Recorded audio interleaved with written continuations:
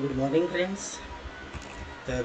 आज आपण एक नवीन टॉपिक लिपिड या चॅप्टरमधला बघणार आहोत.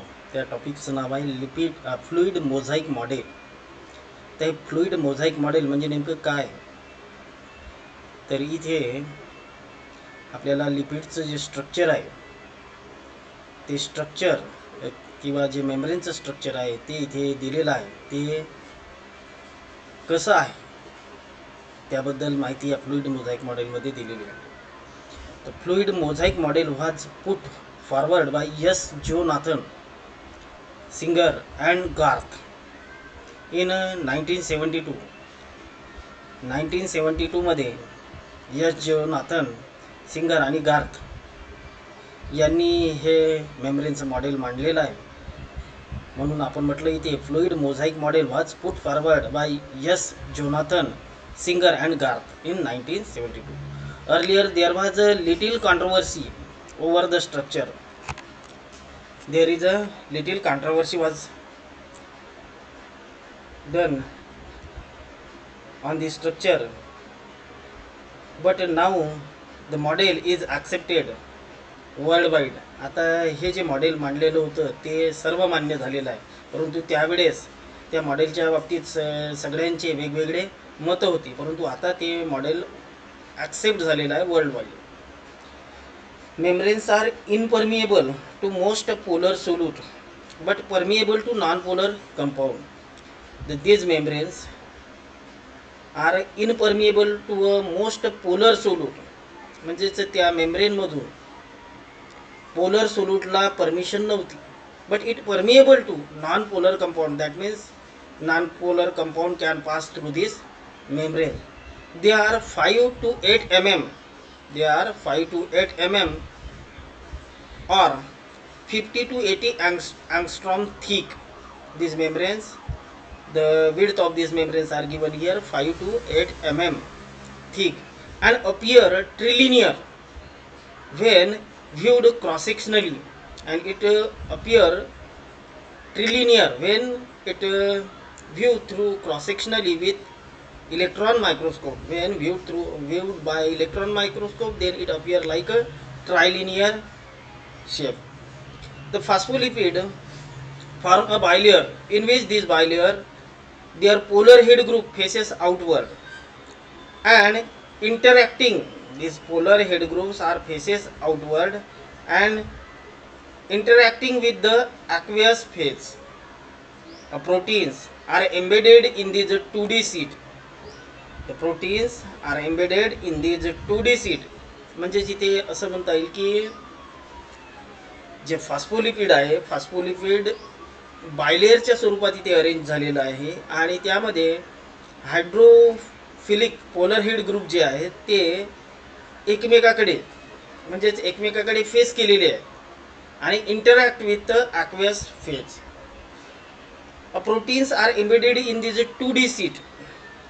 जी 2 डायमेन्शनल सीट बायलेअरमध्ये आहे त्या 2 डायमेन्शनल सीटमध्ये प्रोटीन्स मध्ये फिक्स झालेले आहे. The proteins are embedded in this 2D sheet held by hydrophobic interaction between the membrane lipid and hydrophobic protein. That is the domain. The orientation of this protein in the bilayer is asymmetry. That means the orientation, that means the presence of protein in this membrane are asymmetric in nature. Therefore he says here orientation of protein in the bilayer is asymmetric, giving the membrane sideness. The protein domain exposed on the one side of the bilayer are different from those exposed on the other side, thus reflecting functional asymmetry. That means it shows functional asymmetry. The mosaic membrane is a fluid because most of the interaction among its component. The mosaic membrane is a fluid because most of the interaction among its component are non-covalent. No contained bond between the lipid in the bilayer. That means there is a no covalent bond between the lipid in the bilayer. Thus living lipid and proteins individually free to move in the plane of the membrane. Therefore, the lipid and protein individually free to move in the plane of the membrane. This is the structure of this membrane. तर आपण आता या fluid mosaic मॉडेलमध्ये बघतो आहे. या fluid mosaic मॉडेलमध्ये हा जो वरचा पोर्शन दिसतोय आपल्याला, हा हायड्रोफिलिक पोलर हेड ग्रुप आहे. तर हे जे आपल्याला टोकं दिसत आहे तिथे, हे सगळे एंड जे आहे हे हायड्रोफोबिक हेड आहे, हायड्रोफोबिक टेल आहे, आणि हे हायड्रोफिलिक पोलर हेड ग्रुप. तर यामध्ये दाखवल्याप्रमाणे 2 डायमेन्शनल असं हे बायलेअर स्ट्रक्चर इथे तयार झालेलं आहे. आणि यामध्ये जे प्रोटीन्स आहे, जसं आपल्याला इथे दाखवलेलं हे जे प्रोटीन आहे हे एम्बेडेड झालेलं आहे या बायलेअरमध्ये. म्हणजेच या जे डायफिलिक मॉलिक्यूल आहेत, म्हणजेच या लिपिडचे जे डायफिलिक मॉलिक्यूल आहे, या लिपिडच्या डायफिलिक मॉलिक्यूलमध्ये जे प्रोटीन्सचे मॉलिक्यूल संपूर्ण या 2 डायमेन्शनल सीटमध्ये एम्बेडेड झाले आहे. यांना इंटिग्रल प्रोटीन असं म्हटलं जातं.